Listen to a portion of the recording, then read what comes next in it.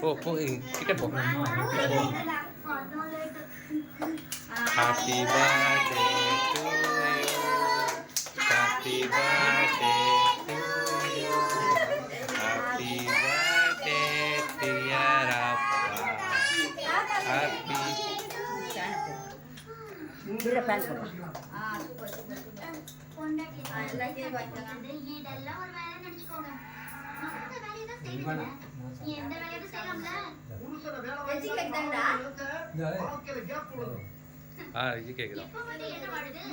கல்யாணமே 6 மாசமா கேப் விழுந்துதானே கிடக்கு. இருக்கிற கேப்ப பெருசாச்சி ராணி. ஒரே அடியில உடைச்சேன். எல்லாத்துக்குமே ஒரு வீக்னஸ் இருக்குண்ணே. அதை கண்டுபிடிச்சு அடிச்சா எதையும் சாய்க்கலாம், சாதிக்கலாம்.